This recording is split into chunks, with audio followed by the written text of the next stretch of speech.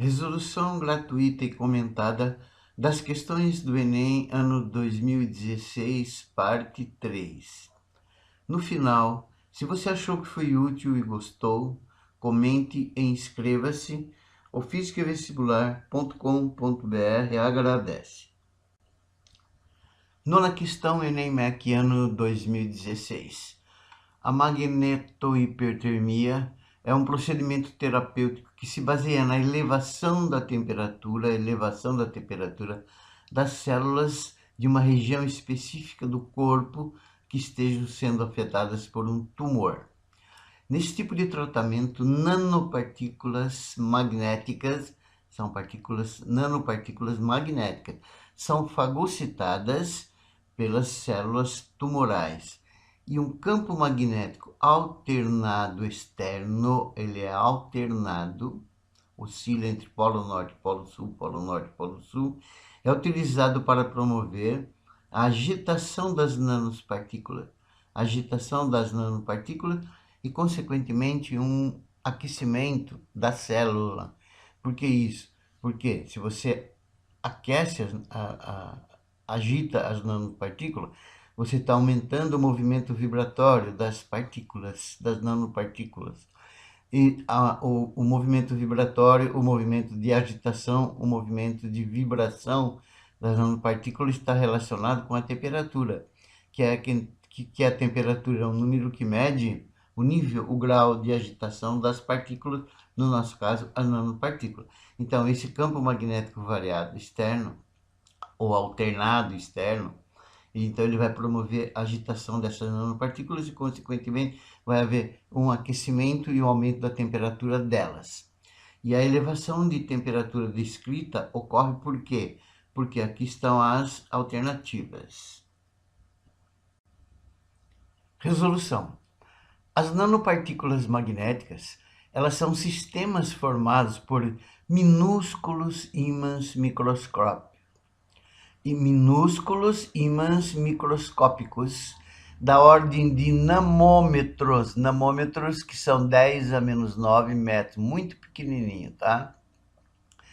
Na magnetohipertermia, elas são injetadas somente sobre o tumor, sendo fagocitadas. Fagocitadas quer dizer englobadas e envolvidas pelas células do tumor, pelas células tumorais, e submetidas a um campo magnético variável,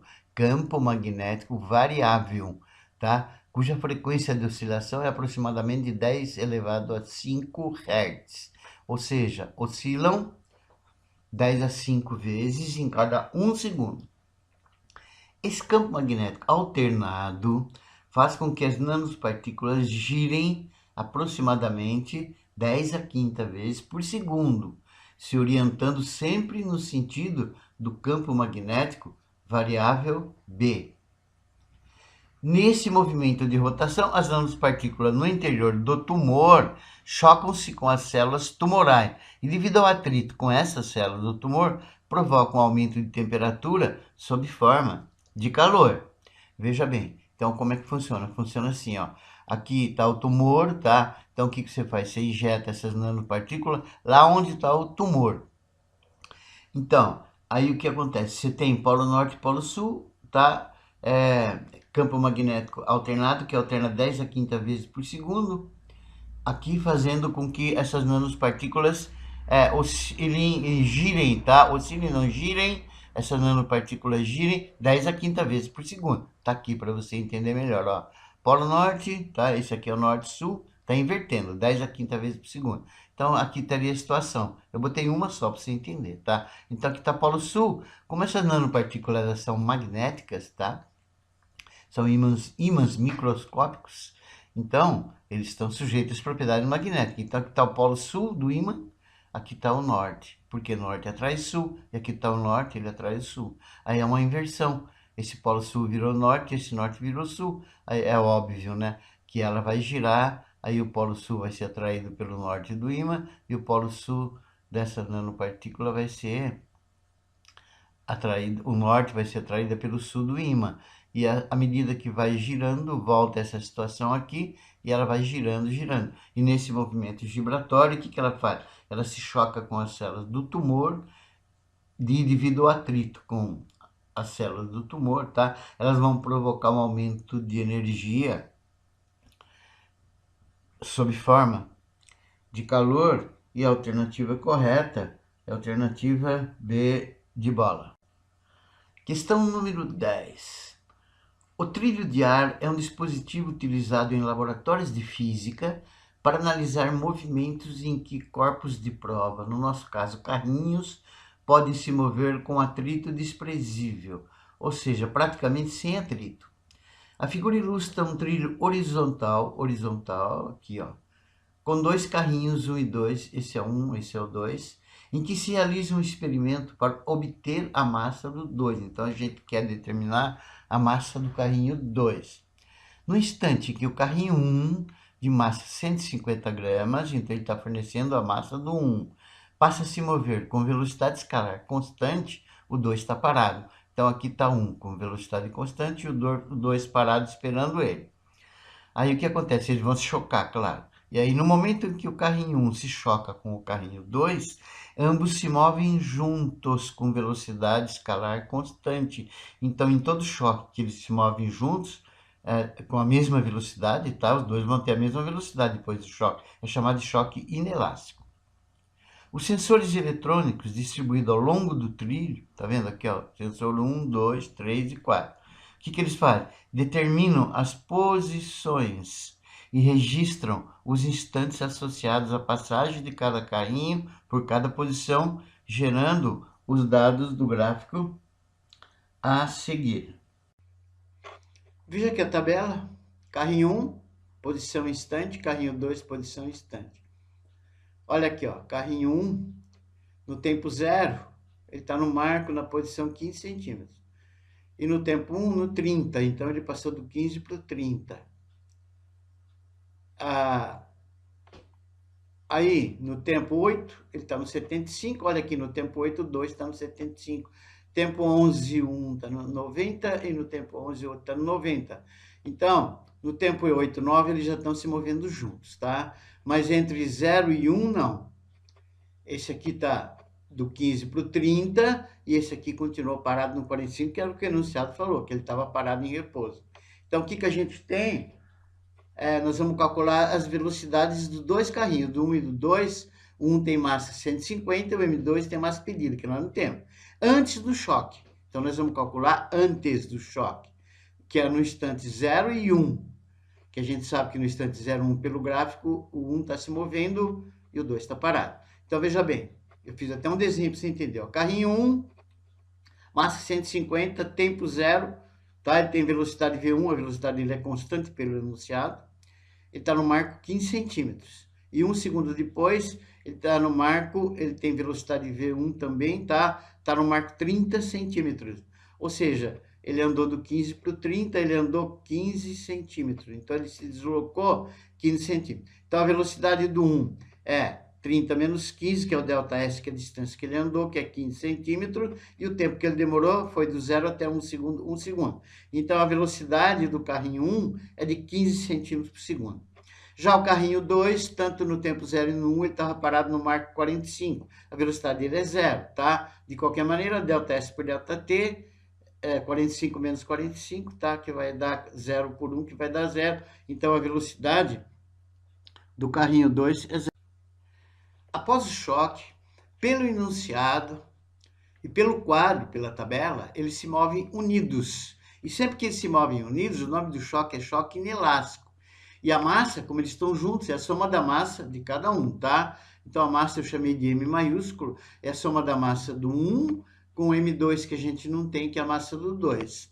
Com a mesma velocidade que eu chamei de velinha. Essa velocidade ela é fornecida nos instantes 8 segundos e 11 segundos. Então, se você olhar lá no quadro, né, que já foi visto, tá aqui no tempo 8, ele está na posição 75. E no tempo 11, ele não. Eles juntos estão na posição 90 centímetros, tá? Portanto, dá para a gente achar o velinha aqui. Velinha ΔS por ΔT. Para ele vir daqui até aqui, do tempo 8 até o tempo 11, ele demorou 3 segundos e ele se deslocou 90 menos 75, que é 15. Então, os dois juntos vão se movimentar tá? Do tempo 8 até o tempo 11, com a mesma velocidade v' constante pelo enunciado, que vale 5 metros por segundo. Então, agora, é choque. Sempre que tem choque, a gente aplica o teorema da conservação da quantidade de movimento.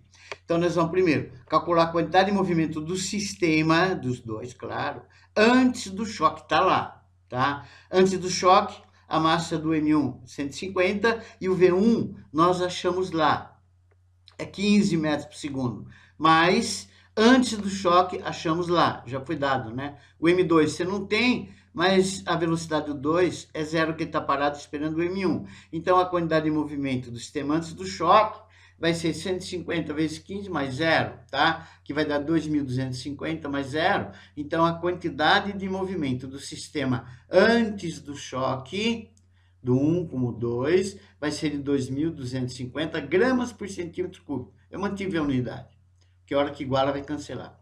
Agora vamos calcular a quantidade de movimento do sistema depois do choque, quando os dois estão juntos se movimentando daqui até aqui, com velocidade v', que vale 5.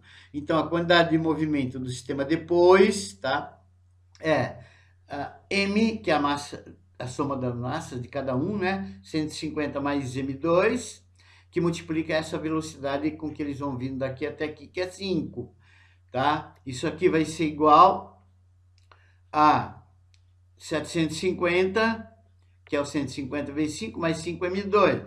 Então, a quantidade de movimento do sistema depois do choque vai ser 750 mais 5 m2.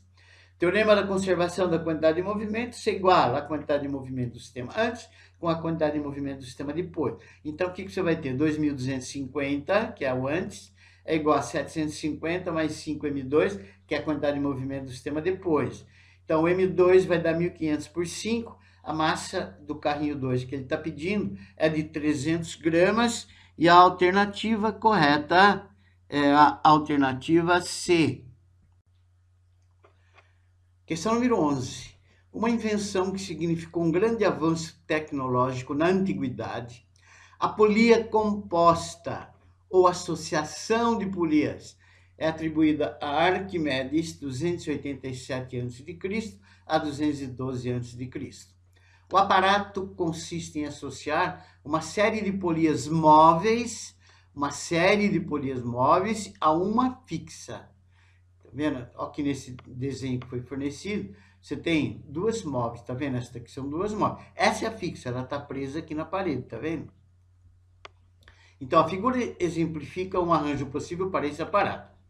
É relatado que Arquimedes teria demonstrado para o rei Hierão um outro arranjo desse aparato, movendo sozinho sobre areias da praia um navio repleto de passageiros e carga, algo que seria impossível sem a participação de muitos homens. Suponha que a massa do navio era de 3.000 kg e que o coeficiente de atrito estático entre o navio e a areia era 0,8, e que Arquimedes tenha puxado o navio com uma força F paralela à direção do movimento e de módulo igual a 400 newtons. Então, você tem a massa do navio, 3.000 kg, o coeficiente de atrito entre o navio e a areia, 0,8, tá? E a força aplicada por Arquimedes, paralela ao deslocamento, de 400 newtons. Considere os fios e as polias ideais, aceleração da gravidade 10 metros por segundo ao quadrado e que a superfície da praia é perfeitamente horizontal. Ele quer o número misto de polias móveis usadas nessa situação por Arquimedes. 3, 6, 7, 8 ou 10.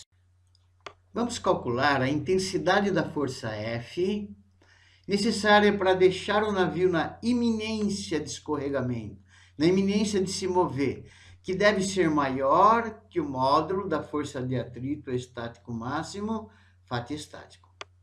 Então, o que você tem aqui? Repouso, mas na iminência de movimento, começando a se mover. Então, você tem uma força puxando ele para a direita, tá? E quando ele está na iminência de se mover, vai ter uma força de atrito estático máximo para a esquerda. Essa força de atrito estático máximo é chamada também força de atrito de destaque. E ela tem que ser maior que as forças anteriores, tá? Então, o F3 para ele começar a se mover, tem que ser maior que a força de atrito estático máximo. Ou seja, quando o corpo está na iminência de movimento para começar a se mover, a intensidade da força de atrito estático é máxima. E nesse exato momento, a força de atrito se torna cinética. Um segundinho depois, ele entra em movimento.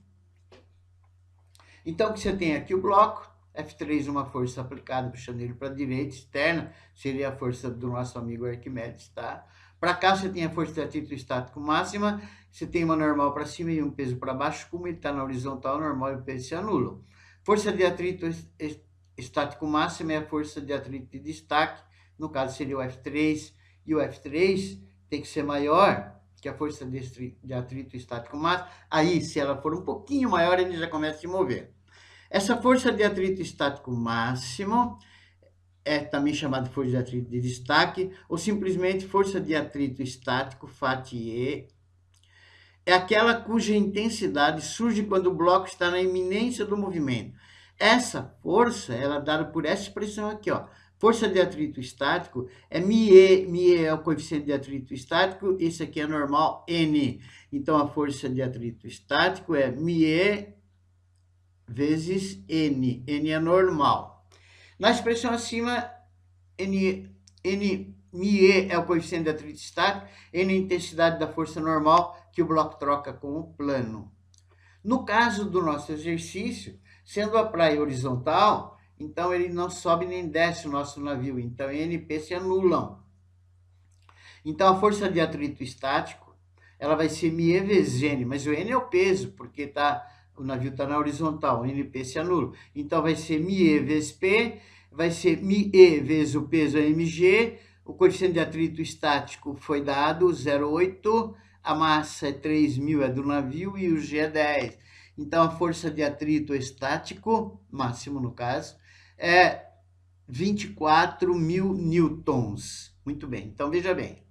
A intensidade da força de tração que puxa o navio, que vai fazer o navio se mover, ela tem que ser maior que 24.000 newtons, que é a força de atrito estático máximo. Então, o T vai ser maior que 24.000 newtons. Analise agora a teoria a seguir com uma polia fixa e várias polias móveis, que a gente chama de talha exponencial. Lembrando que a força que deve fazer o navio se mover tem que ser maior que 24.000 newtons. Aqui vai um exemplo de uma talha exponencial para que você entenda a teoria, que pode ser encontrada no fisicovestibular.com.br, mecânica estática. Então, na figura onde temos 3 polias móveis, tá vendo? Essa aqui é fixa, ó. 1, 2, 3, essas são as móveis. 3 polias móveis e uma fixa. O bloco de peso P é mantido em equilíbrio por essa pessoa. Então, a pessoa está segurando, está tudo parado, tá? Observe que a força que a pessoa aplica tem intensidade 8 vezes menor que o peso do bloco. Então, para a pessoa manter esse bloco de peso P em equilíbrio, ele tem que aplicar aqui uma força de P sobre 8, 8 vezes menor. E que cada polia móvel reduz pela metade a força aplicada. Veja bem aqui, ó. Esse é o peso P, essa daqui é 1, tá? Tá vendo? Essa daqui, ó, peso P. Então, ela está sendo sustentada nesses 2 fios aqui, ó. Então, você tem um P sobre 2, P sobre 2. Somando P sobre 2 com P sobre 2 vai dar P. Então, isso aqui é metade de P, tá? Esse outro P aqui, ele é anulado no teto, tá bom? Aí, você vem aqui na polia 2, já tem o P sobre 2, porque agora essa força aqui é só o P sobre 2. Então, você vai ter P sobre 4, P sobre 4, que somado vai dar P sobre 2, que é, tá? O dobro disso vai dar isso, tá bom? Então, aqui, P sobre 2, esse P sobre 4, tá? Ele é anulado no teto.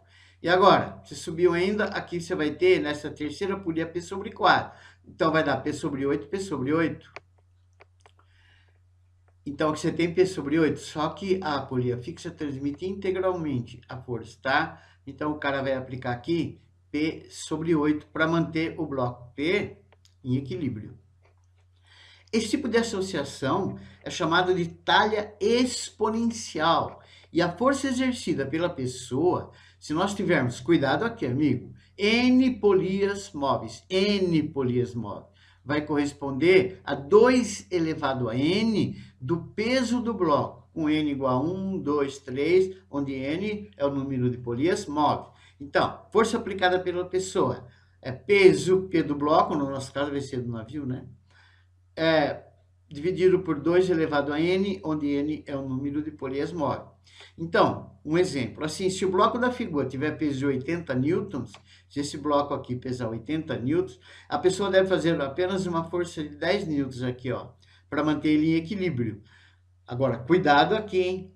Guarda bem essa informação. Mas se ele puxar a corda de 1 metro aqui, o bloco subirá apenas 8 vezes menos, ou seja, 0,125 metros. No caso do nosso exercício,